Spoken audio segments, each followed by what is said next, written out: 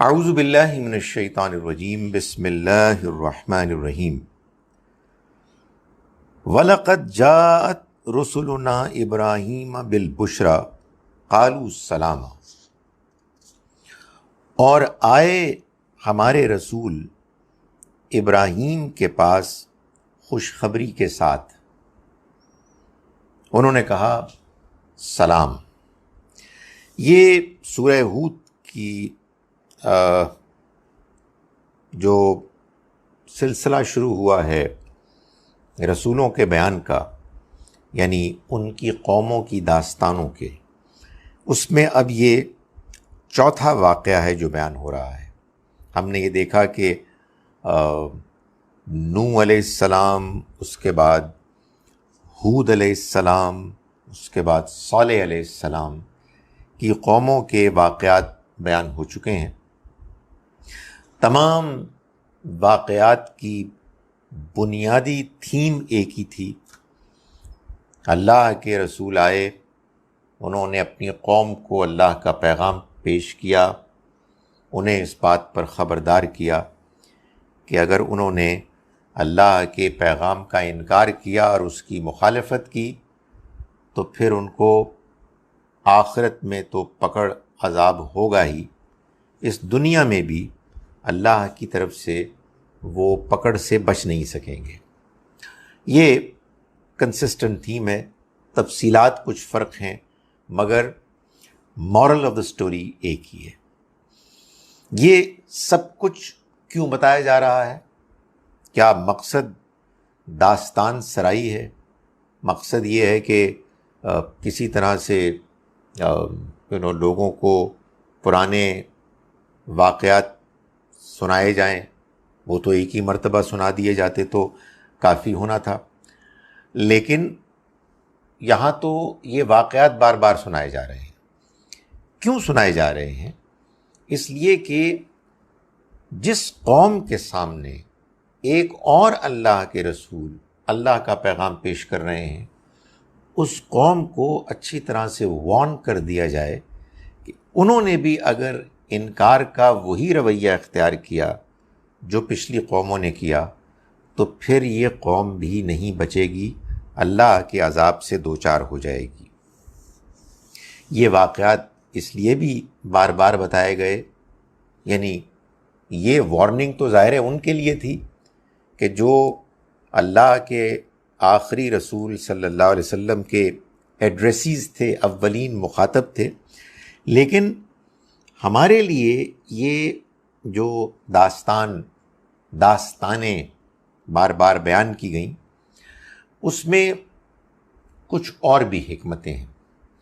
مثلاً ایک حکمت یہ ہے کہ ان واقعات سے یہ بات آخری حد تک آبویس ہو جاتی ہے کہ آخرت آنے والی ہے۔ وہ اللہ کہ جو دنیا میں بعض قوموں کو اس وارننگ کے بعد کہ اگر انہوں نے اپنی غلط روش جاری رکھی تو پھر ان پر عذاب آ جائے گا، اللہ کی وارننگ کے بعد عذاب آ جائے تو اس کا مطلب یہ ہے کہ وہ وارننگ کہ جو قیامت کے بعد کی پکڑ، حساب کتاب اور پھر فیصلے کی وارننگ ہے، وہ بھی پوری ہو جائے گی۔ ظاہر ہے کہ ان داستانوں کے بیان سے یہ بات تو بالکل ہی واضح ہو جاتی ہے کہ اس کائنات کو چلانے والا ایک خدا ہے، اللہ ہے، جو اس کا خالق ہے، جو اس کا مالک ہے، جو پیغمبروں کو بھیجنے والا ہے، جو قرآن کو بھیجنے والا ہے۔ مگر ایک اور بات بھی واضح ہوتی ہے جو عام طور پر لوگوں پر واضح نہیں ہوئی، اور وہ یہ ہے کہ یہ جو واقعات بیان کیے جا رہے ہیں یہ پیغمبروں کے، رسولوں کے ساتھ خاص ہیں، یہ بعد کے دور کے لوگوں کے ساتھ نہیں ہوں گے۔ ایسا ہو ہی نہیں سکتا کہ اللہ کے رسول تو موجود نہ ہوں اور قوم کو بات آخری حد تک پہنچ جائے، سمجھ میں آ جائے اور پھر ان پر عذاب آ جائے۔ یہ رسولوں کے آنے کے علاوہ ممکن نہیں ہے، اس کی کوئی پاسبلٹی نہیں ہے۔ چنانچہ فرمایا کہ اب یہ چوتھا واقعہ ہے، لیکن اس واقعے کو پچھلے واقعات کی طرح شروع نہیں کیا گیا۔ ہم نے دیکھا پیچھے اللہ تعالیٰ نے فرمایا وَإِلَىٰ ثَمُودَ أَخَاهُمْ صَالِحًا اور وَإِلَىٰ عَادٍ أَخَاهُمْ هُودًا، اور پھر اس سے پہلے نوح علیہ السلام کو ہم نے بھیجا ان کی قوم کی طرف۔ یہاں بات کچھ اور انداز میں شروع ہوئی۔ فرمایا اور جب آئے ہمارے رسول، رسول یعنی ہمارے فرشتے، رسول جس کی جمع ہے رسل، اس کا مطلب ہے پیغام پہنچانے والے۔ یہ فرشتے بھی ہوتے ہیں، یہ اللہ کے پیغمبر ہوتے ہیں بھی ہوتے ہیں، اور یہ کوئی عام انسان بھی ہو سکتا ہے، اس کو بھی آپ لفظاً جو زبان ہے عام اس میں تو رسول کہہ سکتے ہیں، مگر جب کوئی لفظ ایک سادہ لفظ سے اٹھ کر ایک ٹرم بن جائے، ایک اصطلاح بن جائے، تو پھر اس سے مراد وہی اصطلاحی مفہوم ہوتا ہے۔ تو یہاں رسول سے مراد وہ لغوی مفہوم ہے جو ڈکشنری میننگ ہے، یعنی اللہ کے بھیجے ہوئے، یعنی فرشتے۔ اور جب آئے ہمارے فرشتے ابراہیم کے پاس بالبشرا، خوشخبری لے کے، قالوا سلاما، تو انہوں نے ان کو کہا کہ سلام ہو۔ ایک بات تو یہ ہے کہ بات اصل میں یہ ہے کہ اللہ تعالیٰ یہ فرما رہے ہیں کہ اسی طرح کا معاملہ ہوا لوط کے ساتھ بھی، مگر اس سے پہلے یہ ہوا کہ ہم نے بھیجا اپنے فرشتوں کو، انہی فرشتوں کو جنہوں نے لوط کی قوم پر عذاب نازل کرنا تھا، ابراہیم کے پاس۔ ابراہیم علیہ السلام لوط علیہ السلام کے چچا تھے، لوط علیہ السلام بھتیجے تھے۔ یہ ایک علاقے میں، سدوم کے علاقے میں چلے گئے جو فلسطین کے قریب تھا، اور وہاں کے اس قوم پر کے ساتھ شامل ہو گئے۔ انہی کی ایک مقامی خاتون سے ان کی شادی ہوئی، اور وہ ان کے لوکل لوگوں میں مانے جانے لگے، یعنی ان کو کنسیڈر کیا جانے لگا as a part of that nation. لیکن اللہ نے اپنے رسولوں کو ان کے پاس بھیجنے سے پہلے ابراہیم علیہ السلام کے پاس بھیجا خوشخبری کے ساتھ۔ وہ خوشخبری کیا تھی وہ آگے آ رہی ہے۔ قالوا سلاما، فرشتوں نے کہا سلامتی ہو آپ پر۔ قالا، ابراہیم علیہ السلام نے فرمایا سلام، سلامتی ہو آپ پر۔ معلوم یہ ہوا کہ یہ جو ہم ایک دوسرے کو کہتے ہیں السلام علیکم، یہ بھی ٹھیک ہے، لیکن اگر ہم کہیں سلام تو یہ بھی ٹھیک ہے، اگر ہم کہیں سلام علیکم یہ بھی ٹھیک ہے، یہ بھی قرآن میں آیا ہے۔ اس طرح کے معاملات میں کسی ایک خاص ایکسپریشن پر اصرار کرنا اور دوسرے گریٹنگز کے طریقوں کو غلط کہنا یا کمتر کہنا، یہ ایک خواہ کی ایکسٹریمزم ہے۔ تو انہوں نے کہا سلام، فما لبث ان جاء بعجل حنیذ، پھر کچھ دیر نہ گزری کہ وہ ایک بنا ہوا بچھڑا لے آئے، یعنی اپنے مہمانوں کی مہمان نوازی، ضیافت کے لیے۔ پرانے دور میں جب ابھی نظام بالعموم بائی اینڈ لارج قبائلی نظام تھا، بستیاں چھوٹی چھوٹی تھیں، اور لوگ کسی بھی بستی میں اس کے مقامی لوگوں کو، لوکلز کو اچھی طرح سے جانتے تھے۔ تو جب کوئی نیا آدمی آتا کہیں مہمان بن کر، تو یہ بات طے ہوتی کہ وہ کہیں دور دراز علاقے سے مشکل سفر کی صعوبتیں تکلیفیں برداشت کر کے آئے ہیں اور یقیناً بھوکے. تو مہمان نوازی کا یہ تقاضا تھا کہ ان کے لیے پھر اہتمام کیا جائے. سب سے پہلے ان کے بھوک کا خیال کیا جائے کہ وہ اچھی طرح سے کھا لیں، اچھی طرح سے پی لیں. تو یہ ابراہیم علیہ السلام نے اس کا اہتمام کیا. ہمارے ہاں عام طور پر مذہبی لوگ اس کو دینداری کا تقاضا سمجھتے ہیں. ٹھیک ہے، مطلب کوئی اگر آپ کے یہاں مہمان آیا ہے تو ضرور کچھ نہ کچھ مہمان نوازی ہونی چاہیے، لیکن بڑا فرق ہے اس بات میں کہ آپ کے کوئی ہمسائے سے صاحب اٹھ کے آئے ہیں اور وہ آپ کو کہہ رہے ہیں کہ میں کھانا کھا کے آیا ہوں، اور آپ اس کے باوجود ایک بھنا ہوا بچھڑا روسٹڈ، کوئی دمبا، کوئی بکرا، اس کا گوشت آپ ان کو زبردستی کھلانا شروع کر دیں. یہ ہمارے ہاں انفارچونیٹلی جو دینی حوالے سے سٹوریز وغیرہ بیان ہوتی ہیں ان سے ایک میرے خیال میں کہ غلط انفرنس ڈرا کرنا ہے. یہ بھی ایک غلط بات ہے کہ آدمی کسی آئے ہوئے مہمان کو کچھ بھی نہ پوچھے، اور یہ بھی ایک مناسب بات نہیں ہے کہ آپ یہ سمجھیں کہ اب یہ وہ والے مہمان ہیں کہ جو ابراہیم علیہ السلام کے گھر میں آئے تھے، اور ہم ابراہیم علیہ السلام کی سنت کو اب زندہ کرنے کے لیے پہلے جائیں اور بچھڑا بھنوا کے لائیں، روسٹ کروا کے لائیں. اب ظاہر ہے وہ جو آئے ہیں آپ کے پاس، ان کے پاس ٹائم ہی تھوڑا ہوگا، اور وہ کہیں گے کہ یہ اچھے انسان ہیں کہ ہم ان سے ملنے آئے ہیں اور یہ غائب ہو گئے ہیں. سو حالات میں فرق ہوتا ہے، وقت کی بات ہوتی ہے. اس طرح کے معاملات میں سمجھداری کا ثبوت دینا چاہیے. فرمایا فلما را ایدیہم، پھر جب انہوں نے دیکھا ان کے ہاتھ لا تصل الیہ، اس کی طرف نہیں بڑھ رہے، یعنی بچھڑے کی طرف.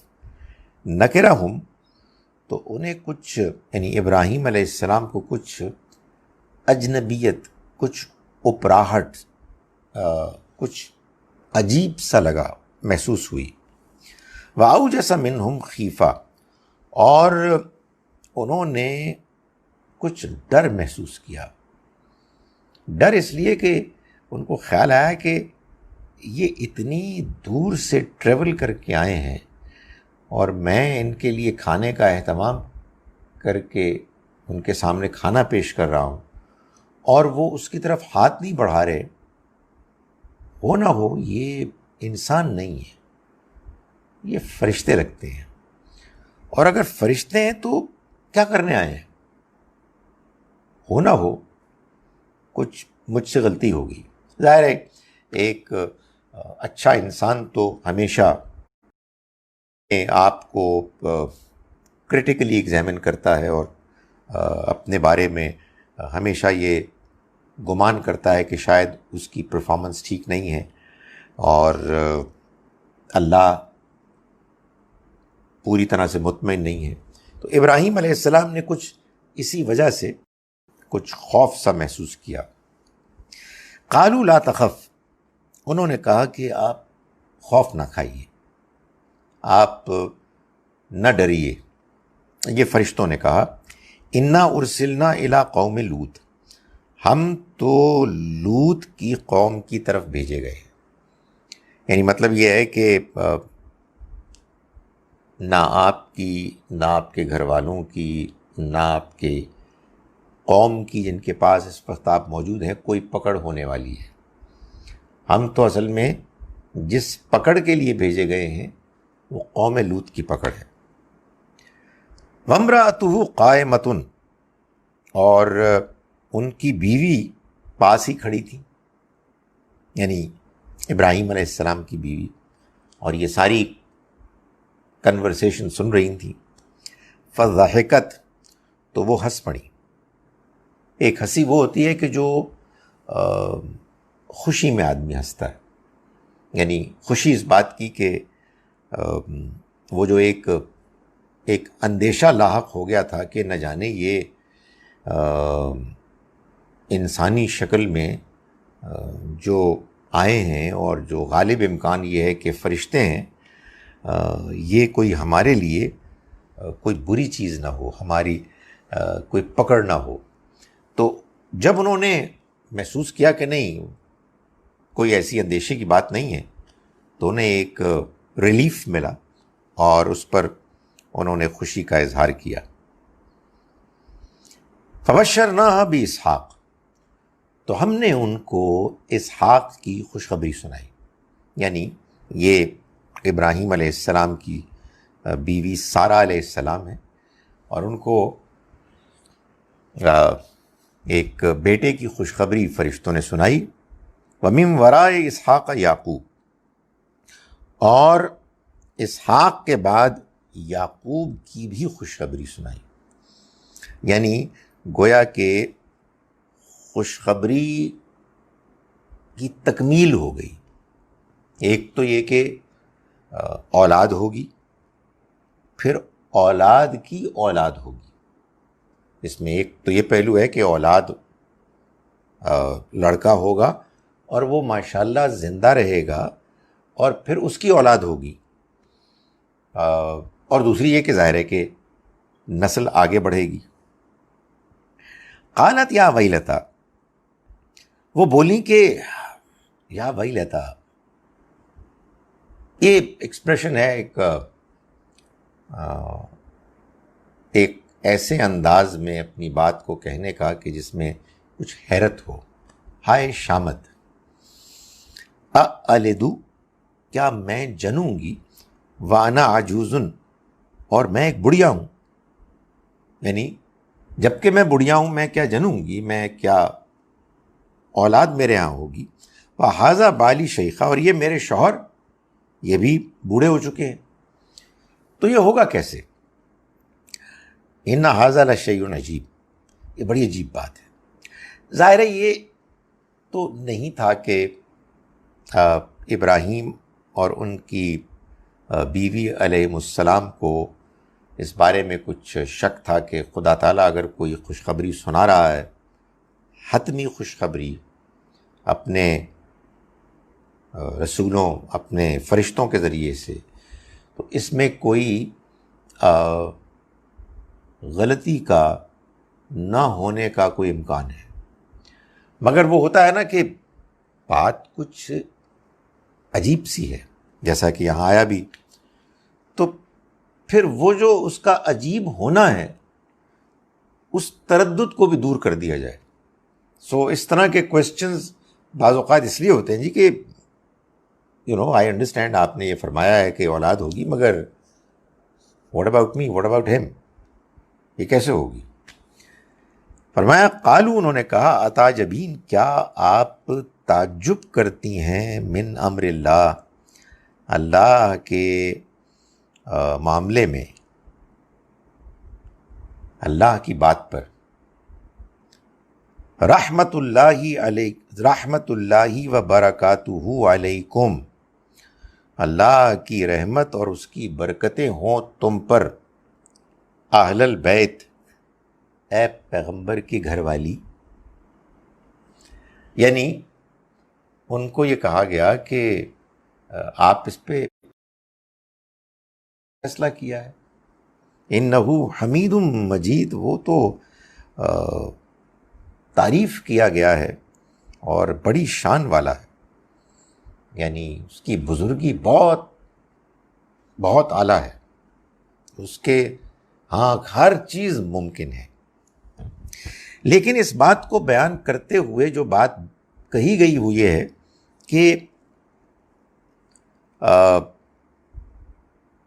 یہ خوشخبری آپ کو دے رہا ہے اللہ، اور ان کے اس تعجب کرنے پر کوئی ناراضگی کا اظہار نہیں کیا گیا، بلکہ یہ کہا گیا کہ تم پر رحمت ہو، اس کی برکت ہو، علیکم، حالانکہ وہ ایک ہی تھیں، لیکن یہ نہیں کہا گیا کہ علیکی، بلکہ علیکم۔ یہی وہ علیکم ہے جو سورہ احزاب میں بھی، سورہ نمبر 33 کی آیت نمبر 33 میں ہے کہ نبی اکرم صلی اللہ علیہ وسلم کی ازواج مطہرات کو کہا گیا انما یرید اللہ لیذھب عنکم الرجس اہل البیت ویطہرکم تطہیرا، اللہ تو چاہتا ہے کہ تم سے گندگی کو دور کر دے، علیکم اہل البیت، اے پیغمبر کی گھر والیوں، ویطہرکم تطہیرا، اور تم کو پاک صاف کر دے۔ یہ میں اس لیے کہہ رہا ہوں کہ یہ کم وہاں بھی آیا ہے، یعنی جمع مذکر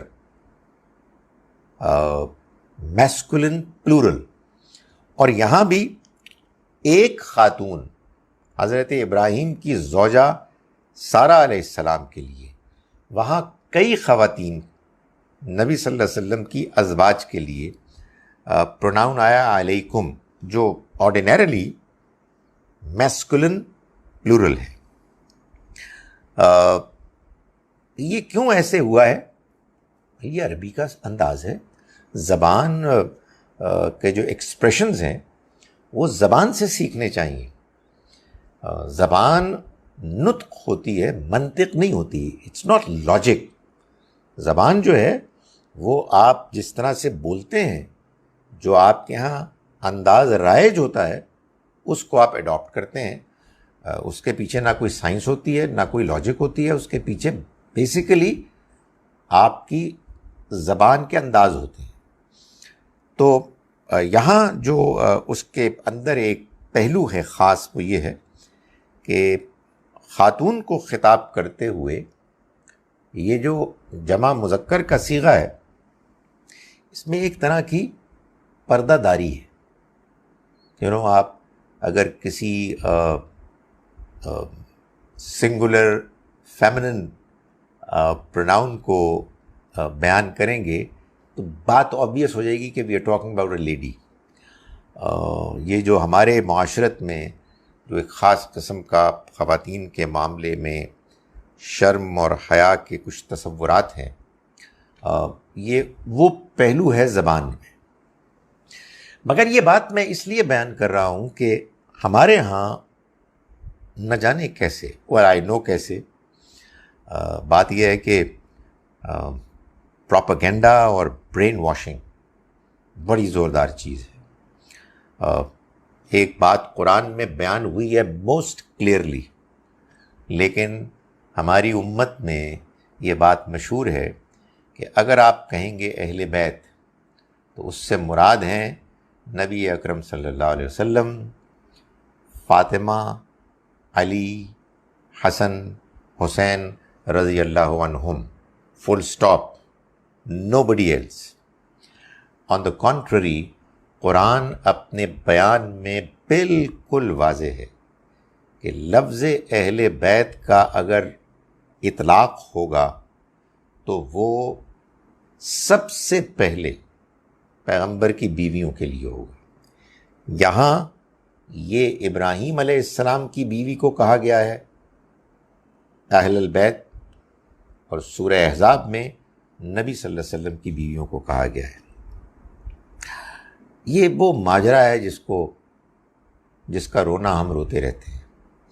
اور اس میں بس ایک بات کہہ کے میں آگے چلوں گا کہ اس میں جو امپورٹنٹ معاملہ ہے وہ یہ ہے کہ جب کوئی چیز پروپیگنڈے کا شکار ہو جائے تو وہ لوگ کہ جو اپنے پوائنٹ آف ویو کے صحیح ہونے پر کانفیڈنٹ ہیں، ان کے لیے یہ امپیریٹو ہے، لازم ہے کہ وہ جذباتی گفتگو سے اپنے آپ کو دور رکھیں اور پولائٹ ایکیڈیمک پریزنٹیشن کریں۔ اس لیے کہ اگر آپ نے گفتگو میں جذبات شامل کر لیے تو پھر it's going to be emotions against emotions. جہاں کہیں بھی مذہب ہو، کوئی اور سبجیکٹ ہو، سیاست ہو، اگر آپ محسوس کریں کہ بہت زیادہ جذباتیت، پروپیگنڈا ہے کہ جو کیا جا رہا ہے، تو be absolutely sure that there is سم تھنگ رانگ، دال میں کچھ کالا ہے۔ بھائی اگر آپ کی بات صحیح ہے تو why can you not be polite? Why can you not have a smile on your face and say things politely, clearly, academically, logically? So میں گزارش کر رہا ہوں کہ یہ بات بالکل طے شدہ ہے کہ اہل بیت سے اگر کوئی فرد مراد ہے تو سب سے پہلے وہ پیغمبر کی بیویاں ہیں۔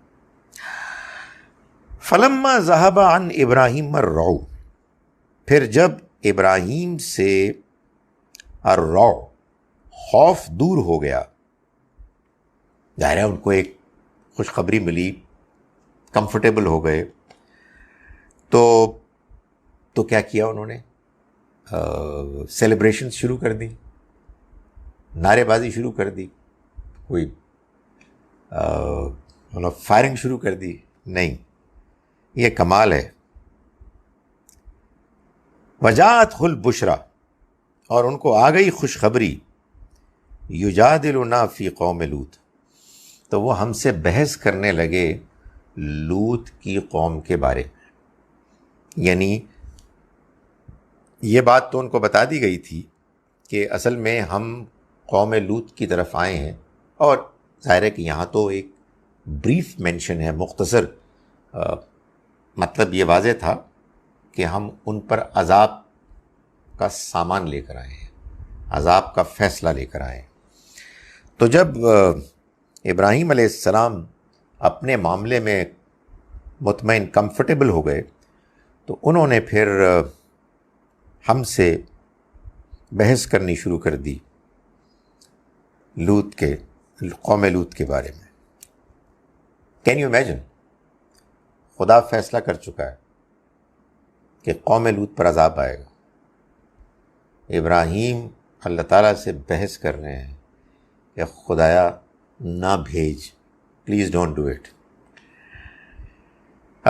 اس پر اللہ تعالیٰ کیا فرما رہے ہیں کہ تم نے یہ گستاخی کیسی کی؟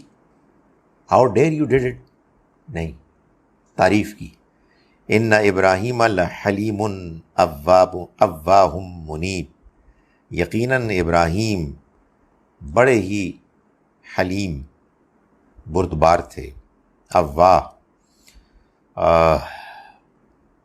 دردمند تھے، اور منیب اور رجوع کرنے والے تھے اپنے پروردگار کی طرف۔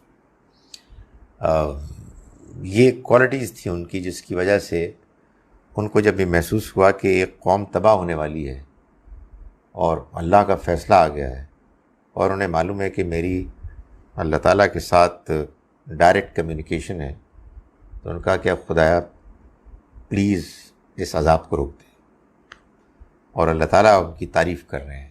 اس سے معلوم ہوا کہ دوسروں کے بارے میں یہ سوچنا کہ ان پر لعنت ہو، وہ جہنمی ہیں، یہ سب جہنم میں جائیں گے، یہ کافر ہیں، یہ کوئی مومنانہ جذبہ ہے ہی نہیں۔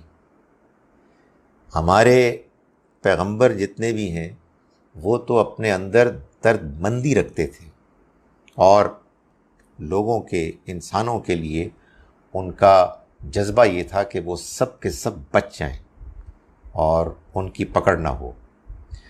قرآن مجید میں جہاں جہاں سختی ہے وہ تو اس لیے ہے کہ خدا تعالیٰ یہ بتا رہا ہے کہ اب بات حد سے آگے جا چکی ہے، اب کچھ نہیں ہو سکتا۔ ہمارے یہاں انفارچونیٹلی لوگوں نے ایسے سمجھا قرآن کو اور دین کو کہ وہ بات کہ جو اللہ ہی بتا سکتا تھا کسی قوم کے بارے میں، ہم نے اللہ کی اس بات کو جنرلائز کر لیا تمام لوگوں کے بارے میں۔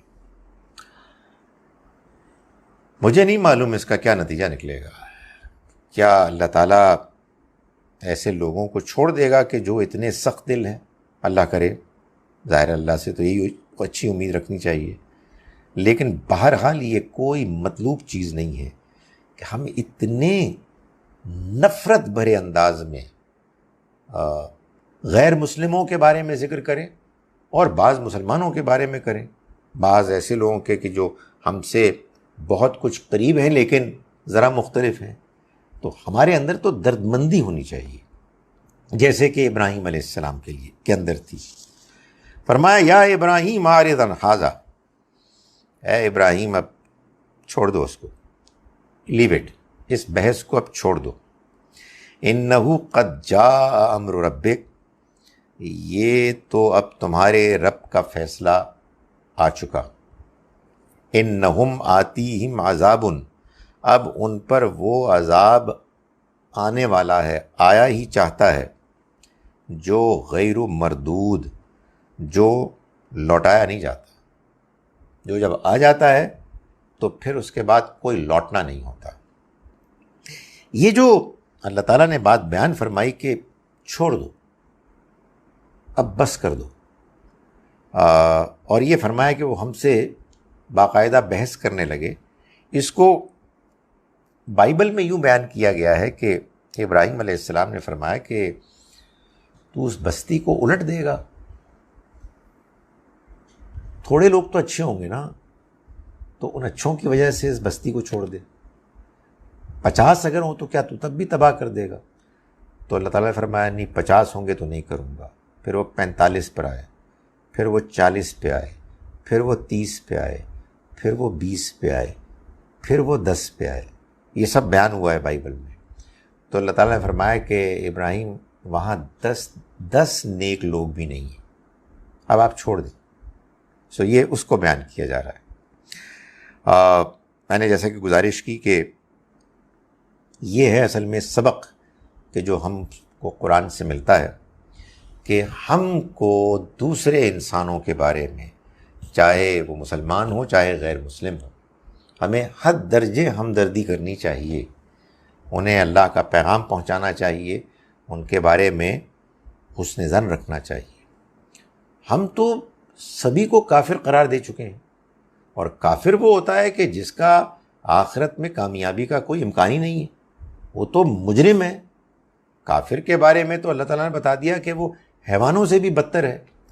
تو یہاں معلوم ہو رہا ہے کہ وہ لوگ کہ جنہوں نے اللہ کے رسول لوط علیہ السلام کی قوم کو ٹھکرا دیا، ان کے بارے میں ان کی بستی کے بارے میں ابراہیم علیہ السلام فرما رہے ہیں کہ چھوڑ دیں ان کو، کچھ نہ کچھ تو اچھے لوگ ہوں گے. اور ہم یہ جانتے ہیں کہ ابراہیم علیہ السلام نے اپنے اس باپ کے لیے کہ جس نے نہ صرف یہ کہ بت پرستی کی، بلکہ وہ تو بت بنا کر دوسروں کو بھی بیچتے تھے، اور ان پر عذاب آ گیا. ان کے عذاب کے بھی کئی برسوں، شاید کو 20 برس بعد تک وہ ان کے لیے دعا کرتے رہے، تا وقت کہ اللہ نے ان کو دعا کرنے سے روک دیا. وَلَمَّا جَاءَتْ رُسُلُنَا لُوطًا، اور اس کے بعد جب ہمارے فرشتے لوط کے پاس پہنچے تو کیا ہوا کہ سیء بہم وضاق بہم ذرا، تو ان کے آنے سے وہ بہت پریشان ہوئے، رنجیدہ ہوئے، اور ان کا دل تنگ ہوا. وقال ھذا یوم عصیب، اور وہ کہنے لگے کہ بڑی مصیبت کا دن ہے. لوط علیہ السلام کے پریشان ہونے کی وجہ یہ تھی کہ فرشتے انسانی شکل میں آئے تھے اور خوبرو لڑکوں کی صورت میں آئے تھے. معلوم یہ ہوتا ہے کہ اللہ تعالیٰ کے ہاں یہ طریقہ ہے کہ اگر کسی فرد یا قوم کی شامت اعمال آ جائے اور وہ اب حدوں سے باہر نکلنے کے قریب آ جائے، تو موقع تو پھر بھی اللہ تعالیٰ دیتے ہیں، مگر آگے کے مراحل میں وہ امکان اور کم ہو جاتا ہے کہ جو اگر کوئی اویل کرے تو وہ عذاب کی پکڑ سے بچ سکتا ہے.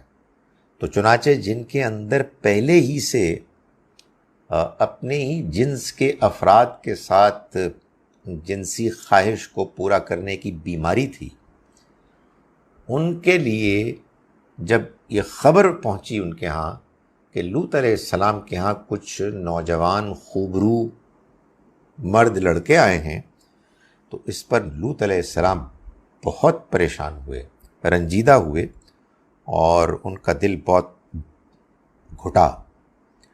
وقال ھذا یوم نصیب، اور کہنے لگے کہ یہ تو بڑی مصیبت کا دن ہے۔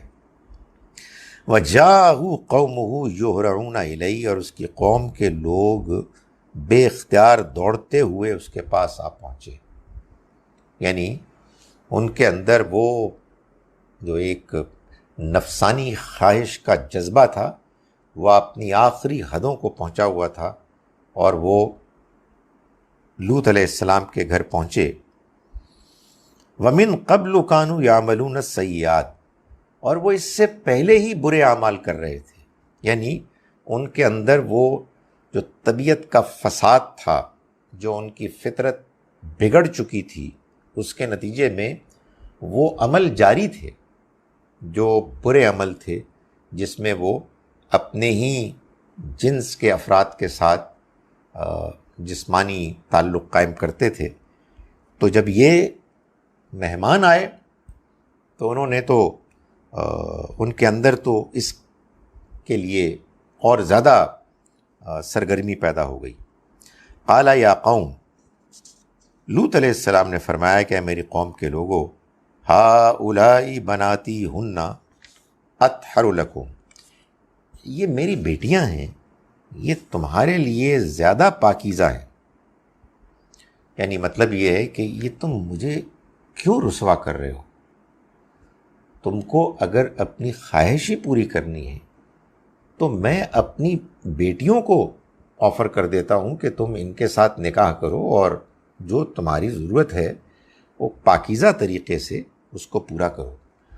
یہ ظاہر ہے کہ ایک ڈیسپریشن کا ایک موقع تھا جس میں انہوں نے آخری حد تک جا کے اپنے مہمانوں کا دفاع کیا، اور اس نہایت ایمبیرسنگ صورتحال سے اپنے آپ کو بچانے کی کوشش کی۔ آبویسلی عام حالات میں اس طرح کے بد کردار لوگوں کو اپنی بیٹی دینا یہ بڑا مشکل کام ہے، لیکن بہرحال جب صورتحال بہت زیادہ مشکل ہو جائے تو پھر جس کو آپ کہتے ہیں نا لیسر ایول، آپ اس کی طرف جاتے ہیں۔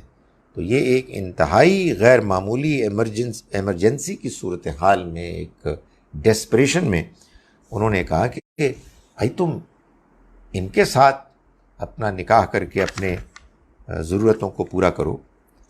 فاتقوا اللہ، تو ڈرو اللہ سے، ولا تخزون فی ضیفی، اور مجھے میرے مہمانوں کے معاملے میں رسوا نہ کرو، مجھے اتنا ذلیل نہ کرو کہ میرے گھر میں مہمان آئے ہوئے ہیں اور تم ان مہمانوں کے ساتھ وہ زیادتی کرو، جو نہایت ہی خبیث اور گرا ہوا کام ہے۔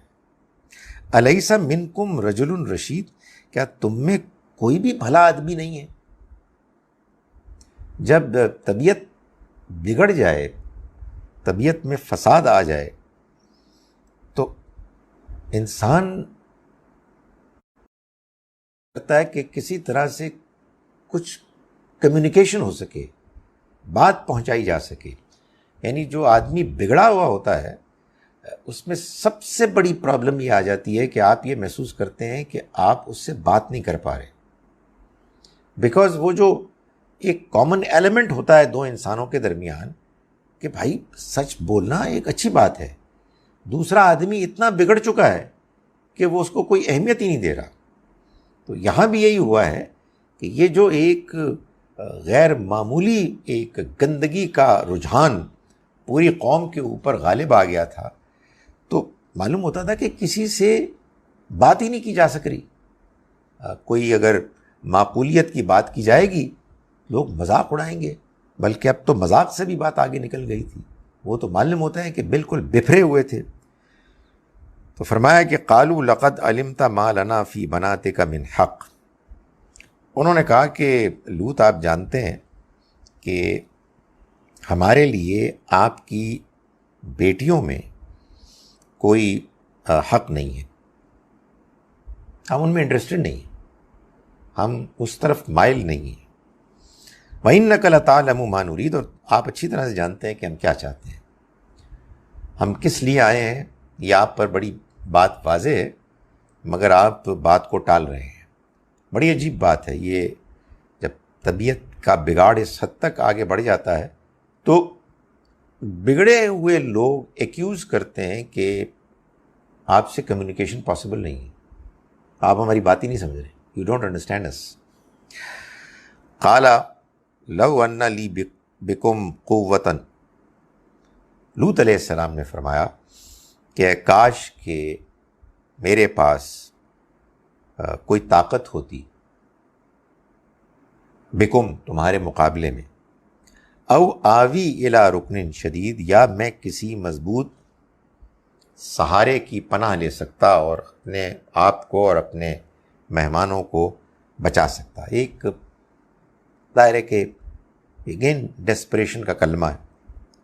قالو، انہوں نے کہا، یا لوط انا رسول ربک، یعنی یہ فرشتوں نے کہا جب بات انتہا کو پہنچ گئی، بے چینی، پریشانی، تکلیف یہ اپنی انتہا کو پہنچ گئی، تو یہ خدا تعالیٰ کا طریقہ ہے کہ پھر اس کی مدد آتی ہے، کہ جب گھبرا اٹھتے ہیں، قرآن کہتا ہے، رسول بھی اور ان کے ساتھی بھی، اور کہتے ہیں کہ متى نصر اللہ، اللہ کی مدد کب آئے گی، تو پھر آتی ہے اللہ کی مدد، اور یہ بات آتی، یہ بیان آتا ہے، الا ان نصر اللہ قریب، اللہ کی مدد قریبی ہے۔ تو ان فرشتوں نے کہا، اے لوط ہم تمہارے رب کے فرشتے ہیں، بھیجے ہوئے ہیں، لن یصلوا الیک، آپ بالکل فکر نہ کریں، یہ آپ کے قریب نہیں آ سکیں گے۔ فَأَسْرِ بِأَهْلِكَ بِقِطْعٍ مِّنَ اللَّيْلِ، تو آپ یہ کریں کہ آپ اپنے گھر والوں کے ساتھ رات کے کچھ حصے میں گزرنے کے بعد آپ نکل جائیں، یعنی اپنے گھر والوں کے ساتھ رات کا کچھ حصہ گزرے، اس بستی کو چھوڑ دیں۔ وَلَا يَلْتَفِتْ مِنْكُمْ أَحَدٌ، اور تم میں سے کوئی پیچھے پلٹ کر نہ دیکھے،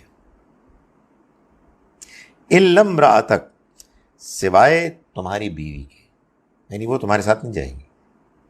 إِنَّهُ مُصِيبُهَا، اس پر وہی کچھ پڑے گا، وہی مصیبت آئے گی، ما اصابہم، جو ان پر آئے گی، وہی کچھ اس پر گزرنے والی ہے جو ان پر گزرنے والی ہے۔ ان موعدہم الصبح، اور ان پر عذاب صبح کے وقت آئے گا، عذاب کا وقت صبح مقرر ہے۔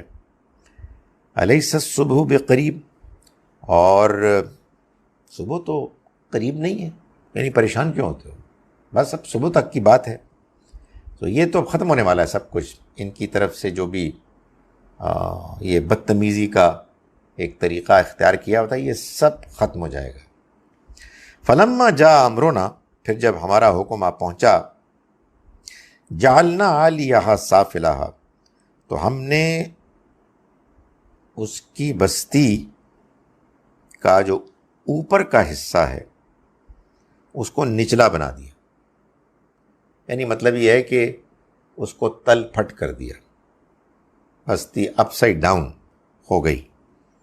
وَأَمْطَرْنَا عَلَيْهَا حِجَارَةً مِّن سِجِّيلٍ، اور ہم نے برسائی اس کے اوپر، یعنی اس بستی کے اوپر برسائے پتھر، من سجیل، سنگ گل کے، یعنی پکی ہوئی مٹی کے، پکے پتھر، منضود، جو تہ بتہ تھے، یعنی ان کی تہیں تھیں جو ان کے اوپر پھینک دی گئیں، مسومتاً، وہ نشان لگائے گئے تھے، عند ربک، تمہارے رب کے ہاں، یعنی پہلے سے یہ طے تھا کہ یہ پتھر اٹھے گا اور ان پر پڑے گا، یہاں سے اٹھ کے وہ پتھر جائیں گے اور ان پر برسیں گے۔ وما ہی من الظالمین ببعید، اور یہ ان ظالموں سے کچھ زیادہ دور نہیں، یعنی یہ بستی جو لوط علیہ السلام کی قوم کی بستی جس پر کہ عذاب آیا، یہ ان لوگوں کے، یعنی اہل مکہ کے قریبی ہے۔ اس تجارتی قافلے، تجارتی جو روٹ ہے، اس میں ان کا راستے میں شام جاتے ہوئے ان کا گزر اس پر ہوتا ہے، ظاہر ہے اگر سارے قافلے میں جاتے نہیں بھی جاتے تو جو قافلے والے ہیں، جو سفر کرتے ہیں، تاجر، وہ دیکھتے ہوئے گزرتے ہیں اور وہ واپس آ کے اپنے لوگوں کو بتاتے ہیں۔ تو یہ جتنی بھی داستان بیان کی گئی ہے یہ اسی بستی کی داستان ہے۔ اس میں بس ایک وضاحت میں کر رہا ہوں، جس کے بعد میں ترجمہ کروں گا۔ یہ بیان تو لوط علیہ السلام کی قوم کا پورا ہوا۔ ہمارے ہاں عام طور پر یہ بتایا جاتا ہے کہ یہ جو عذاب آیا قوم لوط پر، یہ عذاب اس لیے آیا کہ وہ قوم لوط والا عمل کرتے تھے، اور یہ عمل اللہ کو اتنا ناپسند ہے کہ اس کے نتیجے میں عذاب آ سکتا ہے۔ اصل میں پریزنٹیشن قرآن کی ایسے نہیں ہے۔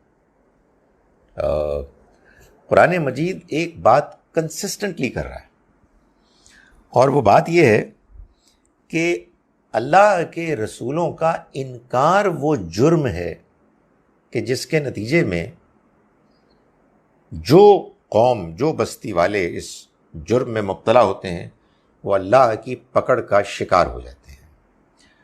تو لوط علیہ السلام کی قوم نے لوط علیہ السلام کا انکار کیا، اور وہ انکار اس لیے کیا کہ ان کے اندر یہ اخلاقی بیماری پیدا ہو گئی تھی، جس کے بعد ان کے لیے اللہ کا وہ پیغام سمجھنا، ماننا، اس کو ایڈاپٹ کرنا ممکن نہیں رہا تھا، جو پیغام انسان کی فطرت کو اپیل کرتا ہے۔ جب کوئی انسان یا کوئی قوم اپنی فطرت کو بگاڑ دے، اپنے اندر ان اخلاقی بیماریوں کو اکوموڈیٹ کرنے کے نتیجے میں، کہ جو اخلاقی بیماریاں انسان جانتا ہے کہ بری ہیں مگر وہ ان کو انجوائے کرنے لگتا ہے، ان کو جسٹیفائی کرنے لگتا ہے، تو پھر اس کا نتیجہ یہ نکلتا ہے کہ اس کی فطرت میں وہ بگاڑ پیدا ہو جاتا ہے، جس کے بعد اس فرد اور اس قوم کا دل سخت ہو جاتا ہے، زنگ آلود ہو جاتا ہے، ٹیڑھا ہو جاتا ہے، کالا ہو جاتا ہے۔ یہ سب قرآن کے ایکسپریشنز ہیں۔ اس پر مہر لگ جاتی ہے، اور اس کے بعد وہ اللہ کے پیغام اور اللہ کے پیغمبر اور اس کی کتاب کو ماننے کی صلاحیت سے محروم ہو جاتے ہیں۔ جب کسی قوم کے اوپر یہ کیفیت آ جائے ان کے کسی رسول کے انکار کے نتیجے میں، تو ان پر عذاب آ جاتا ہے۔ یہاں اس پہلو کو ان کے انکار کے بیان نہیں کیا، بلکہ اس بیماری کو بیان کیا گیا جو وہاں تک پہنچ گئی، اور انہوں نے حد کر دی کہ فرشتوں کو بھی انہوں نے اپنی خواہش کے بھینٹ چڑھانے کی کوشش کی۔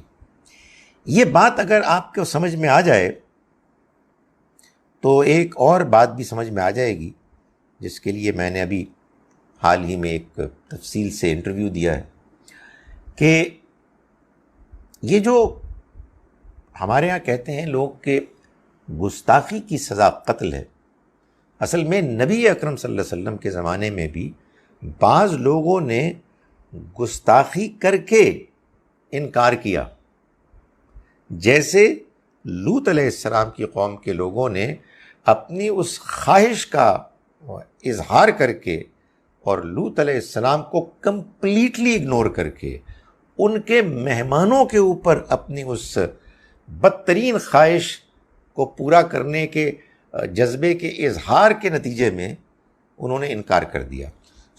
جب بھی انکار ہوگا اللہ کے رسول کا حجت تمام ہونے کے بعد، تو پھر ایسی قوم کی سزا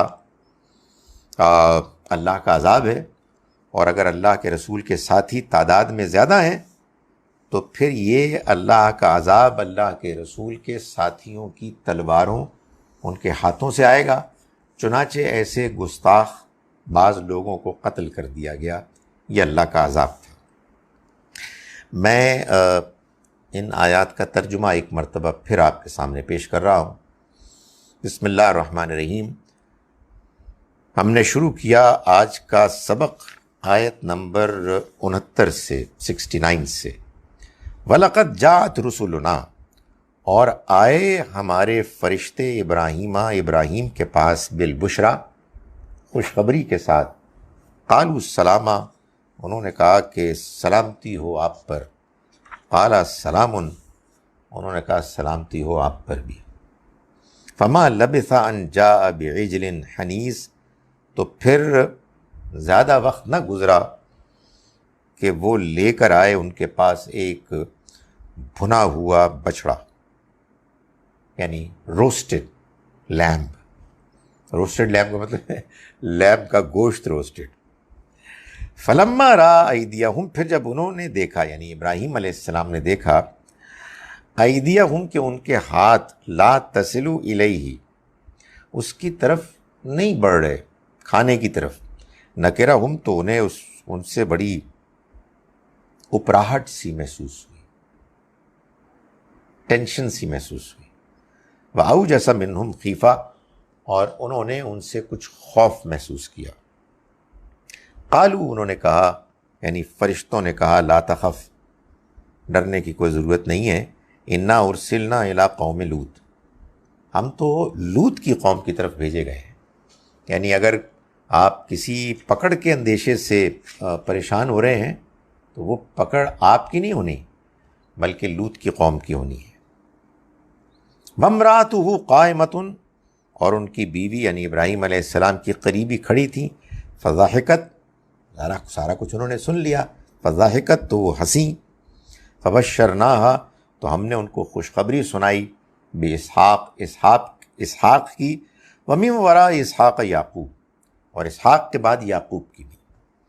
قالت یا ویلتا، فرمایا یعنی سارہ علیہ السلام نے، ہائے بدبختی، ہائے شامت، الدو، کیا میں جنوں گی، وانا عجوز، جبکہ میں بڑھیا ہوں، وہذا بالی شیخہ، اور یہ میرے شوہر بھی بوڑھے، یہ بھی بڑھاپے کی عمر کو پہنچ گئے ہیں، ان ھذا لشیء عجیب، یہ بڑی عجیب بات ہے، بڑی اسٹرینج۔ قالو، انہوں نے کہا، یعنی فرشتوں نے کہا کہ اتعجبین، کیا آپ تعجب کر رہی ہیں، من امر اللہ، اللہ کے حکم کے معاملے میں، رحمت اللہ وبرکاتہ علیکم، اللہ کی رحمت اور اس کی برکتیں ہوں آپ پر، اہل البیت، اے پیغمبر کی گھر والی، انہ حمید مجید، جان لو کہ وہ تعریف کیا گیا ہے، بہت بزرگی والا ہے۔ یعنی مطلب یہ ہے کہ اس کی شان ایسی ہے کہ وہ کوئی چیز اس کے قبضہ قدرت سے باہر نہیں ہے، nothing is impossible for him۔ فلما زاح عنہم ابراہیم الرعو، پھر جب ابراہیم سے خوف دور ہوا، وجاءتہ البشریٰ، اور ان کو خوشخبری آئی، یجادلنا فی قوم لوط، تو ہم سے لوط کی قوم کے بارے میں بحث کرنے لگے، ایکچولی جھگڑنے لگے، ڈیبیٹ کرنے لگے۔ ان ابراہیم لحلیم نواہ منیب، ابراہیم بہت بردبار تھے، بہت درد مند تھے، اور بہت ہی اپنے رب کے آگے رجوع کرنے والے تھے، اس کی طرف دھیان کرنے والے تھے۔ یہ خدا کی تعریف ہے ان کے بحث کے بعد۔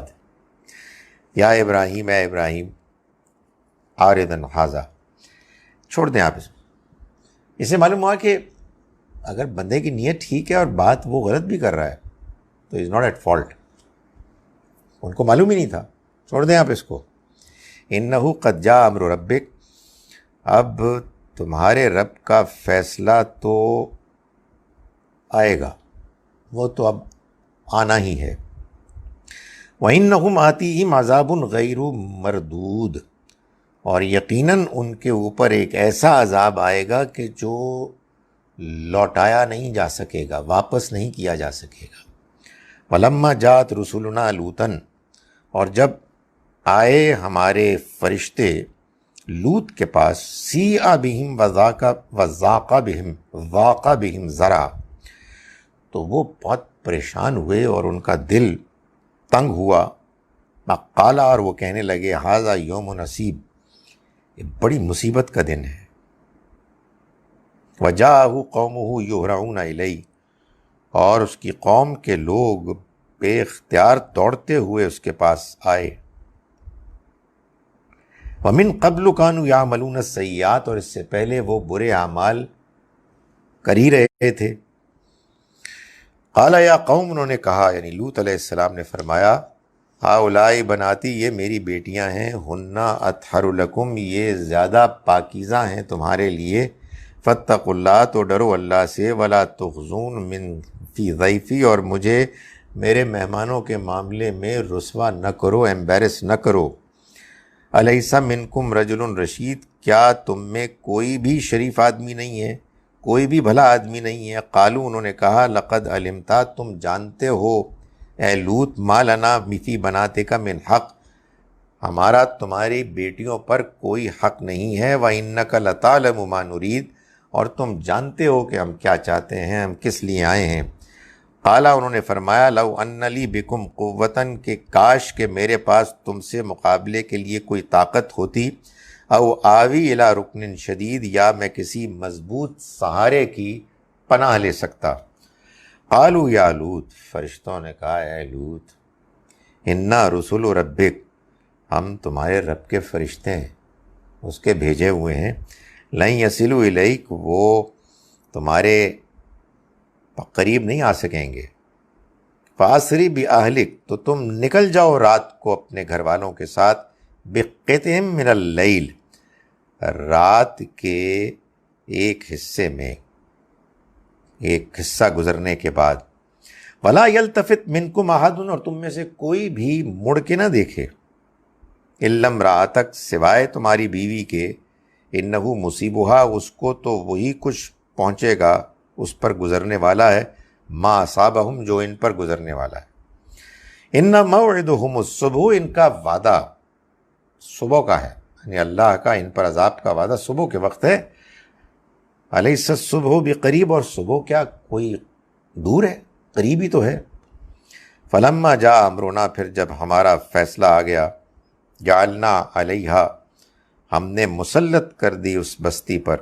جعلنا عالیہا سافلہا، اس کے چھتوں کو اس کے زمین پر گرا دیا، یعنی ان کو تل پھٹ کر دیا اس بستی کو. وامطرنا علیہا حجارتاً، اور ہم نے برسائے ان کے اوپر پتھر.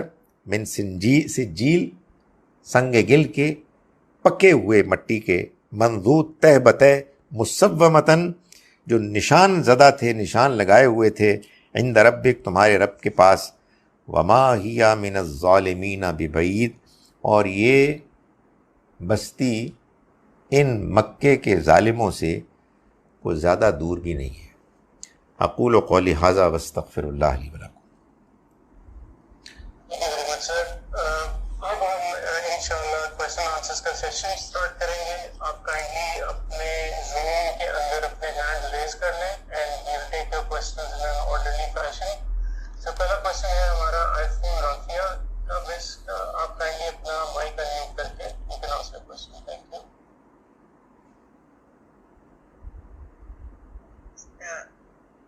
السلام علیکم ڈاکٹر خالد. وعلیکم السلام. جی. میرا یہ سوال ہے کہ what I understand that the iddat period for a divorcee in the Sharia is 3 months and for a widow 4 months 10 days. But now with the present scientific way of determining pregnancy, if there is no pregnancy, then what I've understood is that there is no iddat required. If this is correct, so isn't this evolving Sharia? Thank you. میرے خیال میں latest scientific امکانات کے باوجود عدت کا period وہی رہے گا. اس کی وجہ یہ ہے کہ یہ امکان کہ کسی پریگننسی ٹیسٹ کے نیگیٹو آنے کی وجہ سے یہ بات آخری حد تک سرٹن ہو گئی ہے کہ خاتون پریگننٹ نہیں ہو سکتی یہ ضروری نہیں ہے، یعنی مزید تحقیقات سے یہ بات بھی معلوم ہوئی ہے کہ بعض اوقات یہ ممکن ہے کہ کوئی ایسا سپرم، کوئی ایسا امکان جو کسی خاص لیبارٹری ٹیسٹ میں ڈیٹیکٹ نہیں ہو سکا، وہ ایمرج ہو سکتا ہے اور وہ ایکٹیو ہو سکتا ہے اور اس سے پریگننسی ہو سکتی ہے۔ اس لیے جو اللہ کا قانون ہے اسی کو فالو کرنا چاہیے۔ یہ بات بھی بعض اسی فیلڈ کے ماہرین بتاتے ہیں کہ البتہ یہ بات کہ جب کوئی خاتون 3 مینسز سے گزرتی ہے، اگر اس کے فرسٹ مینسز سے پہلے اس کی اپنے شوہر کے ساتھ ملاقات نہیں ہوئی تو یہ پیریڈ اتنا لمبا ہے، اٹ از گڈ انف کہ اگر کہیں کوئی ایسی چیز موجود بھی ہے تو وہ اتنے عرصے میں یا نمایاں ہو جائے گی یا ان ایفیکٹو ہو جائے گی۔ اور چونکہ وڈو کے کیس میں اس کا امکان ہے، اس کا امکان نہیں ہوتا کہ شوہر سے کہا جائے کہ وہ یہ دیکھ کے طلاق دے کہ اس کی بیوی پاکیزہ ہے اور اس کے ساتھ تعلق نہیں ہوا، اس لیے پھر اس پیریڈ کو بڑھا دیا گیا۔ ہاں البتہ یہ بات ان بوڑھی خواتین کے لیے جن کے لیے اب پریگننٹ ہونا ممکن ہی نہیں ہے، ان کے بارے میں ضرور ہم مسلمانوں کو، خاص طور پر علماء کو، اللہ کے شریعت کے بیان کی روشنی میں یہ فیصلہ کرنا چاہیے کہ ان کے لیے یہ کوئی پابندی نہیں ہے۔ ویسے ایک اور بھی کلیریفیکیشن ضروری ہے جو بیان کی جائے، یہ جو عدت کا دورانیہ ہے اس کے بارے میں قرآن نے تو صرف ایک بات کہی ہے، اور وہ بات یہ ہے کہ خواتین اس دوران میں نکاح نہ کریں۔ تو میرا یہ خیال ہے کہ انتظار کر ہی لیں، ایسی جلدی کیا ہے اگر نکاح کرنا بھی ہے۔ باقی جو پابندیاں ہیں وہ تو نہ جانے کہاں سے آئی ہیں، چونکہ ہمارے ہاں سب کانٹیننٹ میں آپ کو معلوم ہے کہ ہندوؤں کے ہاں جو بیواؤں کے معاملے میں بہت زیادہ غیر معمولی سختی ہے، تو ہم نے بھی معلوم ہوتا ہے وہی سختی اختیار کر لی، ورنہ قرآن مجید کی ایک آیت سے تو ایسا لگتا ہے کہ اللہ تعالیٰ کسی خاتون کی عدت کے دوران خاتون سے بھی کہہ رہے ہیں، مردوں سے بھی کہہ رہے ہیں کہ دیکھو یہ بات کہ تم یہ خیال کرو گے کہ ان کو نکاح کا پیغام پہنچاؤ یہ تو ہم جانتے ہیں، لیکن دیکھو کھل کر کوئی بات نہ کرنا نکاح کی، کوئی اشارے کنائے میں کر بھی لو تو ٹھیک ہے۔ تو وہاں تو یہ بات ہو رہی ہے، تو یہ جو ہمارے کسٹمز ہیں ان پر نظر ثانی ہونی چاہیے۔ Thank you sir. Next question ہے ہمارا محمد شارق کا، آپ کہیں گے تو مائک انمیوٹ کر لیں and ask your question. Thank you. السلام علیکم سر۔ وعلیکم السلام۔ سر میرا کوشچن یہ ہے کہ what has to do with the mark stones, اللہ کو مطلب یہ جو نشان پتھر ہیں ان سے کیا مطلب، اللہ کو مطلب اس کو نشانی کی ضرورت نہیں ہے، کیونکہ میرے جیسا ریڈر اگر قرآن کی اس طرح کی آیتوں سے گزرے گا تو he will be astonish to know that کہ اللہ کو ان چیزوں سے کیا سروکار ہے، تو جب چاہے جس چیز کو حکم دے اور وہ برس جائے۔ تو کائنڈلی اس کی ذرا تھوڑی میری کنفیوژن ہے تو جی، نشان زدہ پتھروں، اور آپ اگر اور جگہ پڑھیں سورہ انفال میں تو فرشتوں کے بارے میں بھی کہا گیا کہ وہ بھی ایسا تھا، ایسے معلوم ہوتا ہے کہ نشان زدہ تھے، پوری طرح سے تیار اس مقصد کے لیے۔ اس میں اصل میں اللہ تعالیٰ کے اس سارے فیصلے اور اس کے امپلیمنٹیشن کے بارے میں تیاری، اہتمام اور ڈٹرمنیشن کا بیان ہے، یعنی یہ کوئی اچانک ایک اتفاقی حادثہ نہیں ہوتا کہ کوئی طوفان آ جاتا ہے، کوئی بارش آ جاتی ہے، کوئی پتھروں کی بارش ہو جاتی ہے، یہ خدا تعالیٰ کے ہاں بالکل طے ہے کہ جس قوم نے اس حد کو پھلانگا کہ جو حد اللہ کے ہاں طے ہے، جب کہ اس کے رسول آ گئے ہیں، تو پھر خدا کا پورا اہتمام، پوری تیاری ہے کہ جو ایسی قوم کا قصہ تمام کرنے کے لیے پوری ارینجمنٹ کے ساتھ اس کو نیست و نابود کرتی ہے. سو اس میں گویا کہ یہ بیان ہے کہ اللہ کی طرف سے جو اقدام ہوتا ہے وہ پوری تیاری کے ساتھ ایک سنجیدہ پلانڈ اقدام ہے، یہ کوئی اتفاقی حادثہ نہیں ہوتا. Thank you sir. ہمارا نیکسٹ کوشچن ہے جی حسین اختر صاحب کا. کائنڈلی اپنا مائک انمیوٹ کر کے کوشچن کریں. Thank you.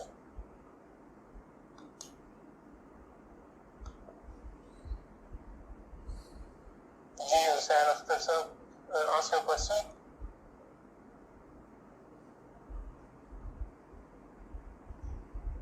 جی حسین اختر آپ کو آواز آ رہی ہے ہماری؟ ہمیں ان کی آواز نہیں آ رہی کیونکہ انہوں نے ان میوٹ تو کر لیا ہے. آئی تھنک ان کا مائک خراب ہے. ہم اگلے کوشچن پہ چلے جاتے ہیں. مس رفیہ خواجہ، آئی تھنک آپ کا یہ سیکنڈ کوشچن ہے، آپ پوچھ لیں. Thank you. Can you hear me? جی. My second question is کہ Prophet صلی اللہ علیہ وسلم کی وفات کے بعد did the Sahaba kill the people who committed apostasy? جی ایسا ہوا تھا، اور اس کی وجہ یہ ہے کہ جس قوم پر نبی اکرم صلی اللہ علیہ وسلم کی زندگی میں حجت تمام ہو گئی، یعنی بات آخری حد تک واضح ہو گئی، حضور دنیا سے رخصت ہو گئے، وہ بندے ابھی بھی موجود ہیں، اور وہ اس کے بعد دین چھوڑ دیتے ہیں، تو جب ان کے لیے پہلی مرتبہ اللہ کے پیغام کے انکار پر موت کی سزا تھی، وہی اپنی جان بچانے کے لیے ایمان لے آتے ہیں اور پھر انکار کر دیتے ہیں، تو پھر وہی سزا ہوگی. سو یہ سزا اس جنریشن ہی کے لیے ہے جس جنریشن نے نبی صلی اللہ علیہ وسلم کا پیغام خود براہ راست سنا اور اس پر انہوں نے وہ رسپانس شو نہیں کیا کہ جو اللہ کے ہاں ہر ایک نارمل شریف النفس انسان کے ہاں سے وہ رسپانس ایکسپیکٹڈ تھا. سو حضور دنیا سے رخصت ہو جائیں یا آپ دنیا میں موجود ہوں، اس سے کوئی فرق نہیں پڑتا. اس کو قرآن نے بیان بھی کیا ہے کہ ہم آپ کو وفات دے دیں یا آپ خود اس عذاب کو دیکھ لیں، بہرحال ان پہ عذاب تو آنا ہی ہے. اس لیے کہ خدا تعالیٰ کے ہاں قانون کرائیٹیرین یہ ہے کہ جب ایک مرتبہ بات آخری حد تک واضح ہو جائے اور اس کے بعد قوم انکار کرنے پر اڑ جائے تو پھر ان پر عذاب آئے گا. اس کے بعد اب دنیا سے رخصت ہو گئے، وہ قوم موجود ہے اور وہ بعد میں انکار پر اڑ جاتی ہے تو پھر عذاب آ جائے گا. Thank you sir. ہم دوبارہ جاتے ہیں حسین اختر کے پاس. آپ کائنڈلی اپنا کوشچن کر لیں. جی اب آواز آ رہی ہے؟ آ رہی ہے جی، بالکل آ رہی ہے. سوری میری ہوتی سیٹنگز میں کرنا پڑا تھا. بس وہ میرے ذہن میں یہی خیال آیا تھا مومنون کی جو یہ لوگ تھے، یہ اس میں فیمیلز کو ایکولی گلٹ تھی، نیچرل بیہیویئر جو ہے وہ دونوں سائڈ میں تھا. قرآن مجید کے بیان سے یہ بات تو نہیں معلوم ہوتی، یعنی ایٹ لیسٹ اس کی جو ظاہری ڈسکرپشن ہے اس سے تو یہ نہیں معلوم ہوتا. دونوں امکانات ہیں. یہ بھی ہو سکتا ہے کہ جیسے ہم آج دیکھتے ہیں سنتے ہیں کہ گیز ہیں تو لیسبینز بھی ہیں. عام طور پر اگر آپ غور کریں تو پروبیبلی ایسا ہی ہوگا. جب مرد خواتین میں انٹرسٹڈ ہی نہیں ہے تو ظاہر ہے کہ وہاں بھی تو کچھ ہوگا، تو ادھر بھی ایسا ہی بیہیویئر اس کا بڑا غالب امکان ہے کہ موجود تھا، تاہم اس کی کوئی کلیئر اس کا مینشن قرآن میں نہیں ہے۔ However، یہ بات کہ فرض کیجئے کہ ایسا نہیں تھا، میں نے گزارش کی کہ اس کا بڑا غالب امکان ہے کہ ایسا ہی تھا، تب بھی ایک جرم ہے کہ کوئی شخص ایک جرم میں ڈائریکٹلی انوالوڈ ہے، اور دوسرا جرم یہ ہے کہ آپ ڈائریکٹلی انوالوڈ تو نہیں ہیں مگر آپ سہولت فراہم کر رہے ہیں، آپ اس میں اسسٹ کر رہے ہیں۔ اور وہ بات نہ بھولیں کہ قوم لوط پر عذاب اس برے کام کی وجہ سے نہیں آیا تھا، یہ برا کام ان کی نیچر کے بگڑنے کا ذریعہ بنا تھا، جس کے نتیجے میں انہوں نے لوط علیہ السلام کی دعوت اور ان کے پیغام کو بالکل ٹھکرا دیا۔ انہوں نے بھائی ٹھکرانے کا مطلب صرف یہی نہیں ہوتا کہ ہم کو کہیں گے ہم نہیں مانتے، عملاً ٹھکرا دیا۔ انہوں نے کہا جی کہ آپ کو معلوم ہے کہ ہم آپ کی بات میں انٹرسٹڈ ہی نہیں ہیں، ہمارا تو مسئلہ ہی کچھ اور ہے۔ سو عورتیں بھی اسی طرح کے بگاڑ میں مبتلا ہو گئیں یا نہیں ہوئیں، قرآن اس کو اسپیسیفائی نہیں کر رہا، لیکن یہ بات واضح ہے کہ عورتیں بھی برائی کے اس عمل میں کم از کم سہولت کار تھیں۔ لوط علیہ السلام کی بیوی کے بارے میں یہی معلوم ہوتا ہے کہ وہ ان کو اسسٹ کرنے والی تھیں۔ بعض لوگوں نے اس بات کو بھی بیان کیا ہے، ظاہر ہے کہ یہ بھی ایک پاسبل امکان ہے کہ آفٹر آل یہ ان بدماش لوگوں کو کیسے معلوم ہوا کہ لوط علیہ السلام کے ہاں مہمان آئے ہیں جو بڑے خوبرو نوجوان ہیں۔ تو زیادہ امکان یہی ہے کہ یہ خبر سب سے پہلے ان کی اس بیوی نے دی، کہ جو بعد میں فیصلہ ہوا کہ وہ بھی اسی کراؤڈ میں شامل ہوگی جس پر عذاب آئے۔ ہمارا اگلا کوشچن محمد شاہد کا ہے، یہ آپ کا سیکنڈ کوشچن ہے، آپ کا یہ اپنا مائک انمیوٹ کر کے کوشچن کر لیں۔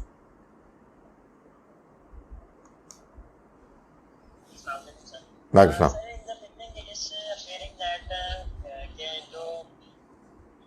جو قوم لوط ہے they were not ready to give up their desire، تو لیکن اب ساتھ ہی وہ جب فرشتوں کی وہ بات شروع ہوتی ہے اور وہ مطلب اپنا بیان شروع کرتے ہیں، تو اس میں ہمیں یہ تو ملتا ہی نہیں کہ وہ قوم نے کیسے مطلب قوم کو کیسے بگایا لوط علیہ السلام نے، یا انہوں نے ریزسٹ کیا نہیں کیا، یا ان پہ اٹیک کیا کہ نہیں ان کے مہمانوں پر۔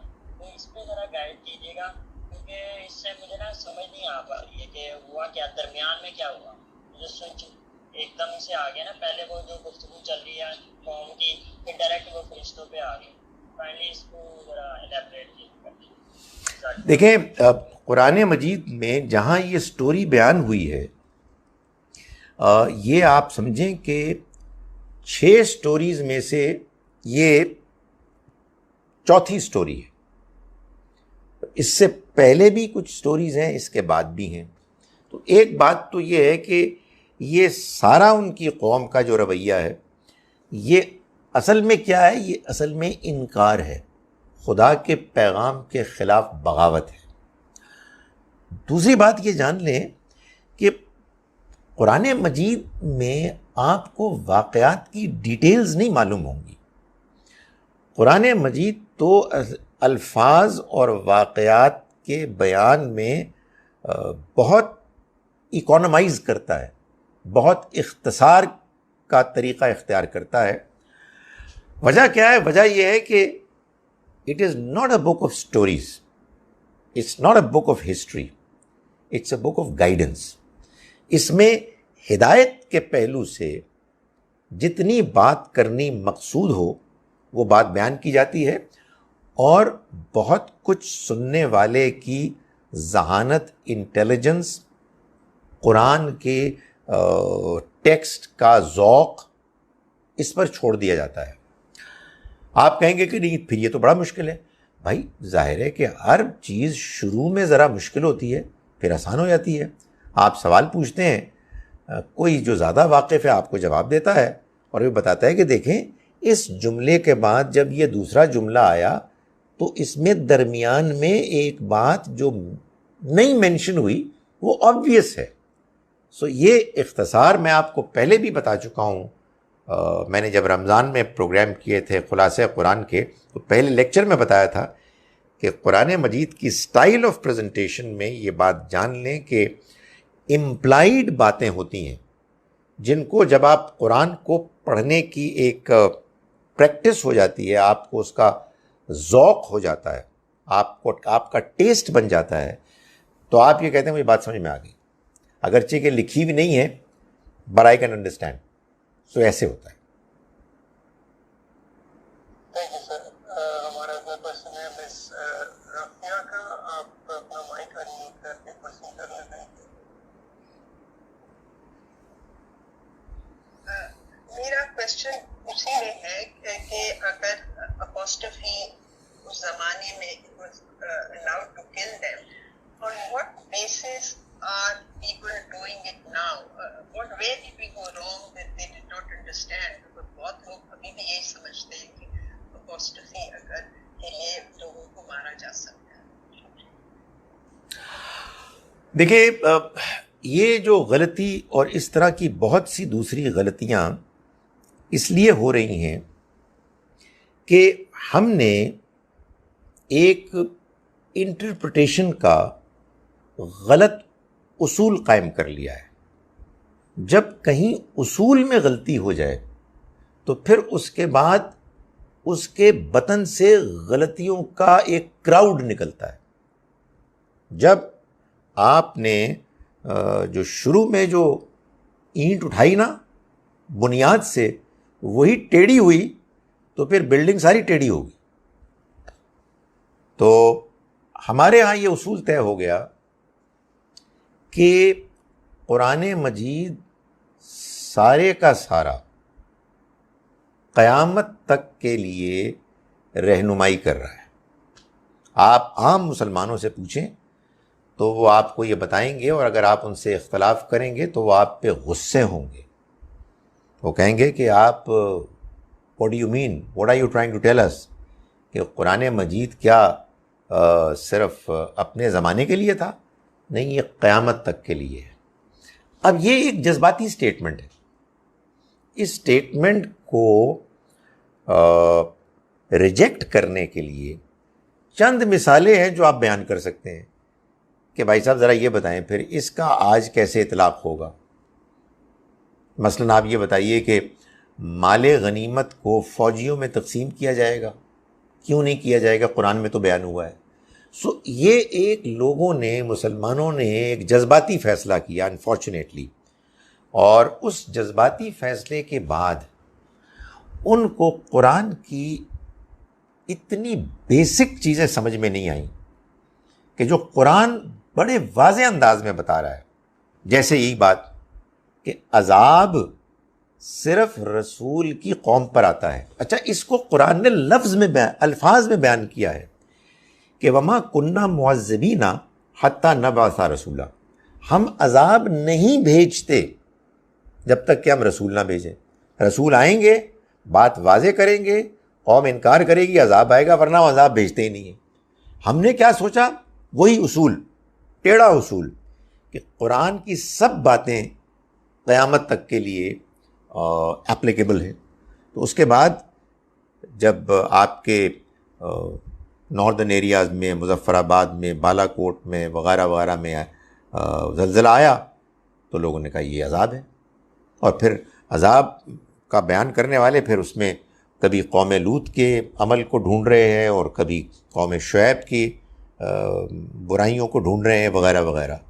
سو یہ ایک بیسک پرابلم ہے جو ہمارے ہاں وجود میں آئی ہے, جس کو کہ اسی صورت میں دور کیا جا سکتا ہے کہ جب لوگ اس بات پر آمادہ ہوں کہ وہ جذباتی انداز میں قرآن کو سمجھنے کی بجائے اس کو دیانتداری سے تدبر کے ساتھ پڑھیں اور سمجھیں. Thank you, sir. We don't have any more questions. Thank you very much for a very nice tafsir class and for the question answer session. thank you everybody. جزاک اللہ. Thank you very much. انشاءاللہ پھر ملیں گے. السلام علیکم ورحمۃ اللہ وبرکاتہ.